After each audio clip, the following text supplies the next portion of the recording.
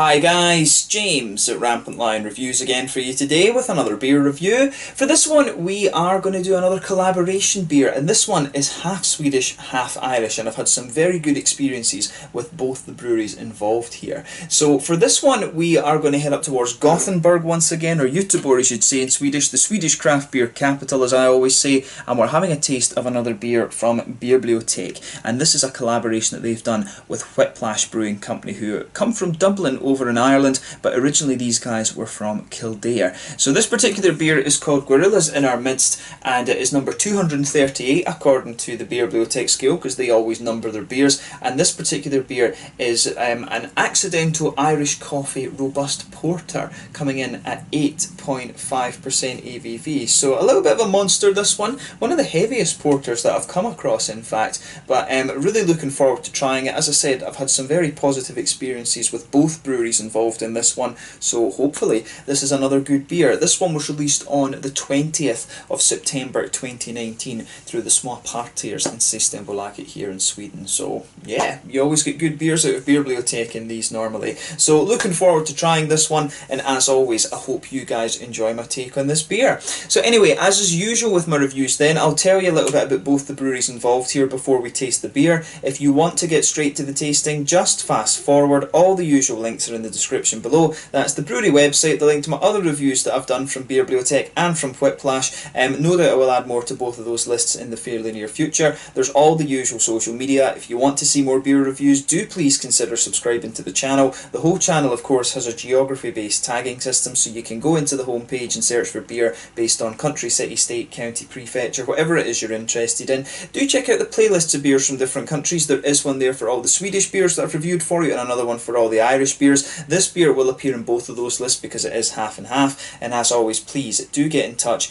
and let me know some of the other beers and breweries that you guys would like to see me review. It's always great to hear from you guys that are watching the videos, and the support that you show the channel is hugely appreciated. So anyway, to tell you a little bit about Beerbliotek first off then, on to my brewery notes. So as I've told you before, this brewery is based in Gothenburg, Göteborg as you would say in Swedish, and it was founded back in 2013 by a multinational group of friends. This is Adam Norman, who's from Australia, Richard Bull, who's from New Zealand, Anders Hedlund, who is a Swede, and then Daryl De Necker, who comes from South Africa. So Adam and Richard ran Bar Doppio in Gothenburg, and Daryl and Anders were regular customers at the bar, and they often just used to sit and kind of chat away about beer, and then one day they decided to buy a kit and actually brew some of their own. So the original brewery that these guys have is in the old Klippan Sugar building, which is a really nice old building very close to the old Carnegie brewery in Gothenburg. Really quite a famous company that. I still need to review the Gold Carnegie Porter on the channel for you, because that is quite a famous beer in Sweden. But the brew kit that they have is from Brewfab in Scotland, and in their first year they apparently brewed 38 different varieties of beer, and this is one of the key things about this brewery. They do have a core range now, but originally they never had that. They used to just brew lots and lots of different things. They still brew in very small batches, kind of sticking to their home brewing roots, and you know, they've got a huge variety of beers now. I mean, I think they're up somewhere in the region of like 300 different beers that they've brewed, if you like. I mean, I was speaking to one of them at Brewskival, and they did say that you know, not all of the beers that they do turn out well, so there are some gaps in the numbers, but they release the ones that do very well, and they're always brewing new stuff of course as well, new collaborations and things like that. In 2015 they opened up a second brewery in Kungston, which is where they now have their tap room and run their main brewing operations, and the old brewery is used just now for producing sour beers, but they're also working on a barrel aging project in the new brewery as well. The idea behind the name Beerbliotek is simply that they wanted to create a wide variety of beers so that their customers always learn something new. So essentially they're saying that they're making a library of different beers, and they say that, you know, in every one that they do you can learn about a new type of hop, a new malt, or a yeast, or something like this, but they're always producing different stuff. A very prolific brewery, and if you consider that a lot of these beers, one of the things that always impressed me with Beerbliotek was that when you consider they're brewing all of these beers only once originally, the way that some of them turn out is really pretty damn impressive actually. So yeah, as I say, these guys are one of my favourite breweries in Sweden, and they're probably one of the more prolific breweries that you'll find here as well. The only annoying thing, or my only complaint I would have, is that not all of the beers are actually released through Systembolaget, so you have to, you know, some of them you can't ever get. Like for example, they've got a Scotch ale as part of the barrel aging program that I would love to try, but you just, you know, you don't get that in the cans here in Systembolaget, unfortunately. But yeah, as I say, an interesting company, this one. If you're interested in Swedish craft beer, you can't really go wrong with these guys.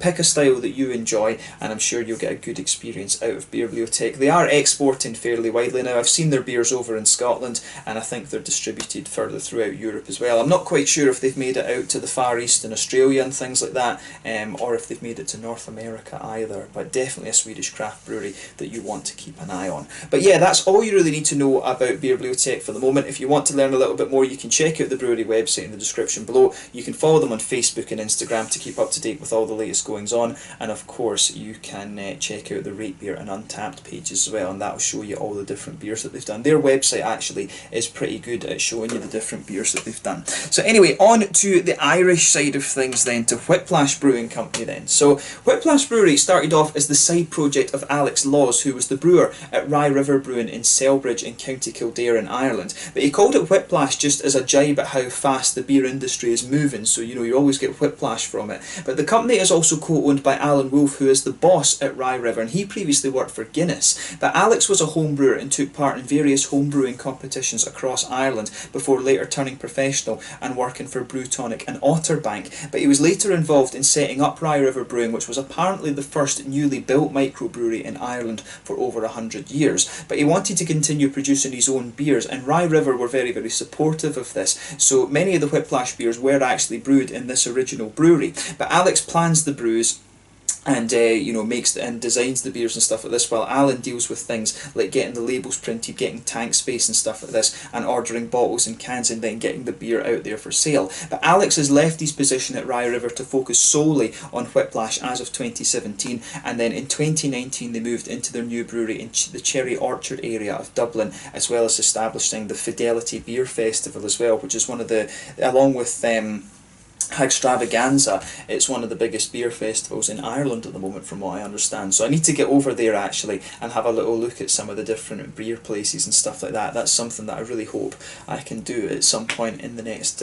couple of years. There's a lot of places to go and try different beers that I'd love to check out. But yeah, a brewery in Ireland, these guys are really getting a lot of praise at the moment. They're doing some really, really good New England IPAs and stuff like this, and they are starting to get a bit more adventurous with trying different styles and things like that too. They really started just blasting out these New England IPAs and pale ales and stuff, and that's where they really made their name. The Whiplash Brewery, I mean, my first encounter with these guys was when I was in Durham in England, and I bought some from Mark at Hall Wines in Durham. He told me, you know, you need to try one of these beers, and I've done a good few of them since, and I have been very impressed with the quality of stuff that they've done. So if you're interested in Irish craft beer, then Whiplash Brewing is definitely a good place to start. But yeah, that's all you really need to know about Whiplash for the moment. Again, if you want to learn more, you can check out the brewery website. You can follow them on Facebook and Instagram to keep up to date with all the latest goings on, and of course you can look at the Untappd and Rate Beer pages to see all the different beers that they've done. So yeah, that's all you need to know about the breweries. Let's get on to the actual tasting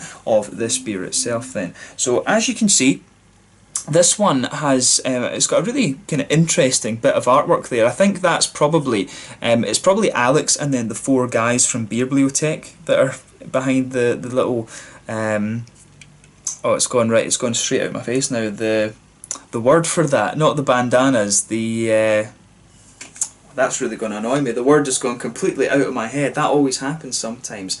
Balaclavas, that's it, yeah, the balaclavas. But yeah, I think that will be the four guys from Beerbliotek, and then Alex, that are in the balaclavas there. But it says on the side here, this majestic beer is jammers with coffee and chocolate, pleasing the palate of any queen, conquering their royal nose with its princely aromas. Definitely not an imperial stout. Get more at beerbliotek.com or whiplashbeer.com. So yeah, nicely presented beer, this one. I really like the artwork on it. I've always praised Beerbliotek on the artwork. One of the things I really do like actually is that they put Swedish beer, Gothenburg, on it. I like the fact that they say this is a Swedish product.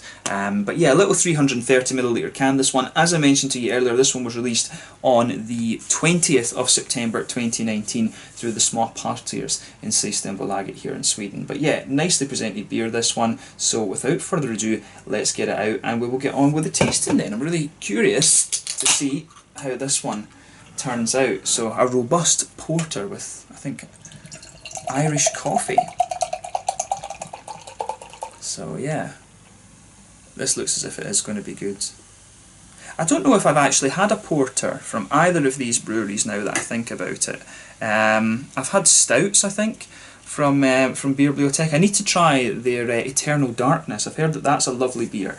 And I've had black IPAs, but I don't think I've had any porters from them at all. And I think most of the Whiplash beers that I've had have been, you know, IPAs and stuff like this, and sour beers and things. But yeah, as you can see, and as you would expect from a porter, and I would term this one an Imperial Porter incidentally, because it is 8.5%. There is a little bit of a kind of Coca-Cola coloured edge to this one.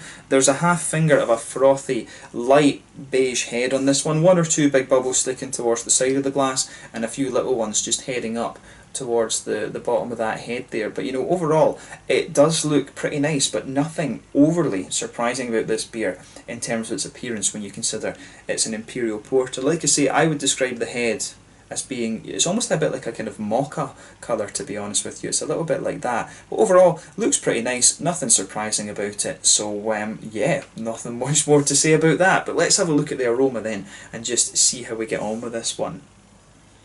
Oh yeah, that's a big coffee porter. Yeah, that smells really, really nice. Now, I've always been a huge fan of coffee beans in beers, ever since the, you know, I tried some of the coffee stouts that were coming out of Dugas Brewery, and the ones they did, I think it was Hunter and Sons near Bristol, but they've had other ones with Nyström's coffee before that in Sweden. But I really, really appreciate coffee in beers, and one of the things I didn't know about coffee beans was that it's all about the height above sea level that you grow the coffee at. If you grow it above 2000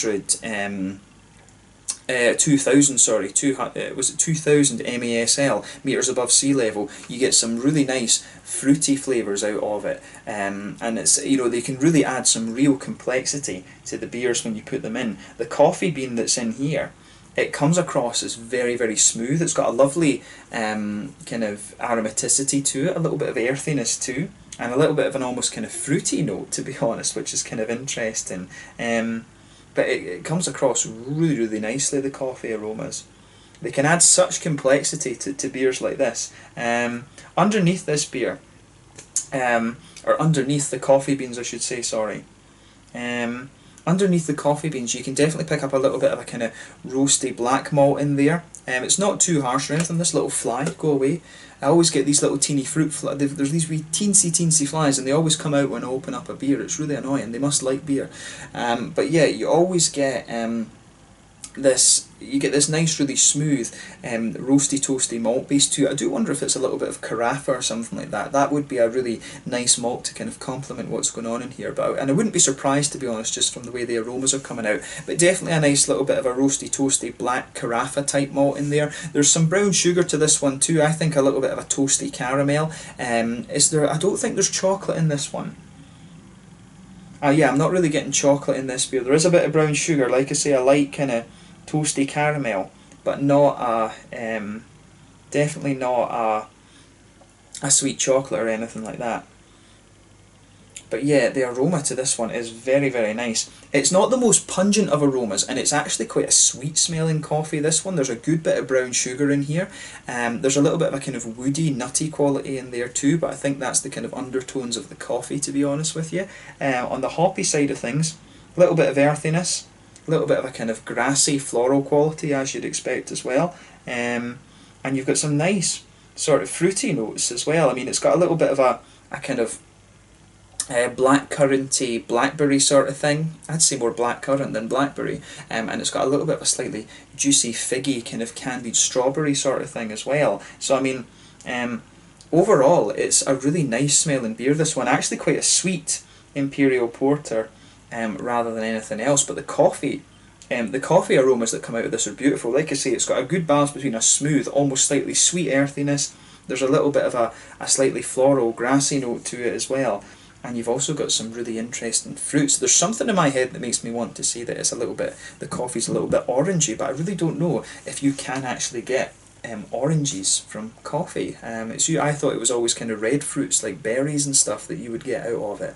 So yeah, a really interesting aroma, this one. Definitely take a bit of time and just enjoy that before you get stuck into it. It comes across as a really quite well balanced Imperial Porter, this one, but with the Beerbliotek beers that I've had before, especially the barrel-aged ones, they do tend to be quite subtle in their aromas, but they're very kind of complex at the same time.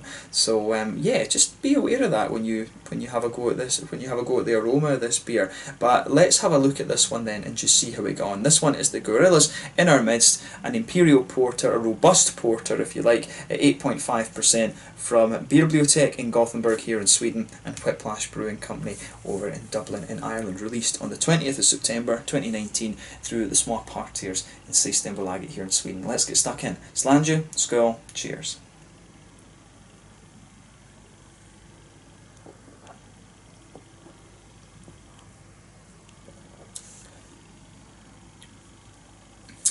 That's really nice actually. That's very good. Thumbs up to both breweries here.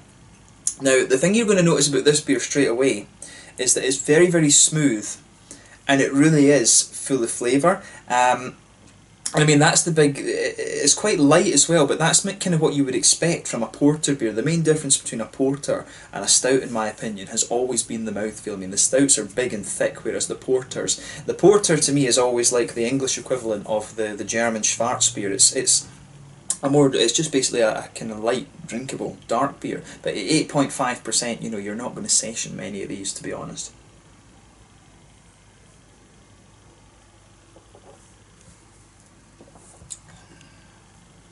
But that is really, really very nice. The smoothness of this beer is kind of ridiculous, to be honest. It's very, very good.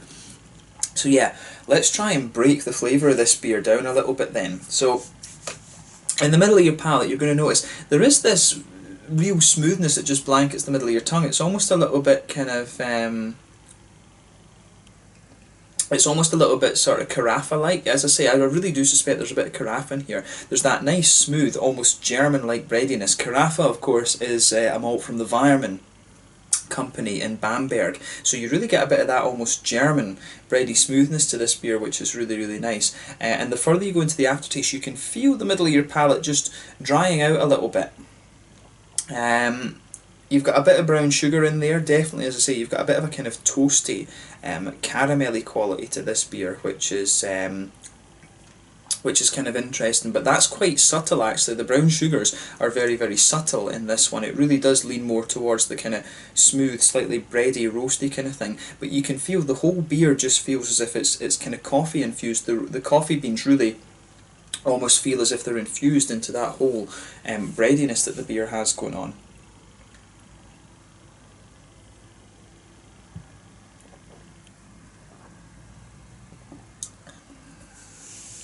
But yeah, I really like how that goes together. That is a really, really nice beer. Gets a big thumbs up from me, this one. It's one of the more, I don't know how you would say it, it's one of the more kind of, it's one of the ones from Beerbliotek that really has kind of sparked my curiosity a little bit. Because the way the coffee comes out in this is really nice too.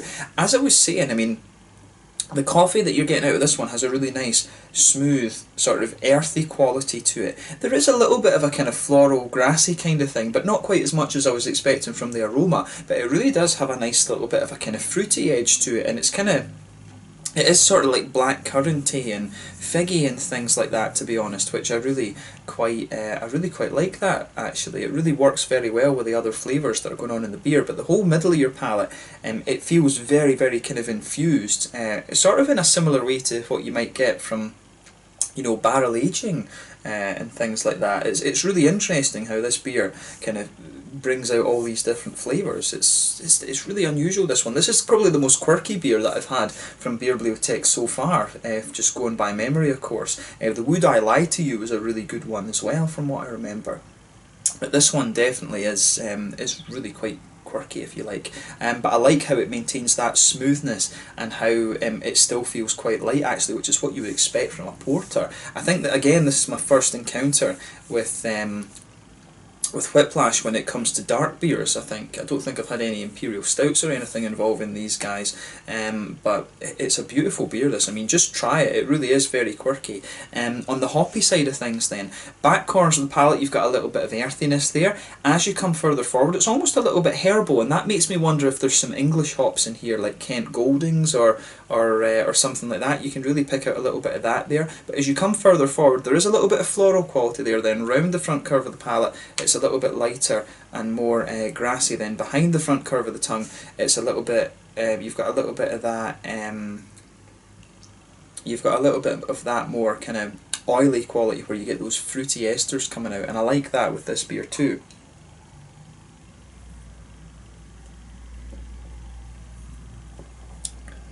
But yeah, there's a nice there is that sort of blackcurranty blackberry flavour that I was talking about, that sits there. There is maybe a little bit of a figgy juiciness as well the further you go into the aftertaste too. But I really like how that all goes together. I mean, it's a really the flavours you get out of this beer are just awesome. I really like how this how all these different flavours go together in this beer. So yeah, I mean, it's got a lovely smoothness and infused flavour in the middle.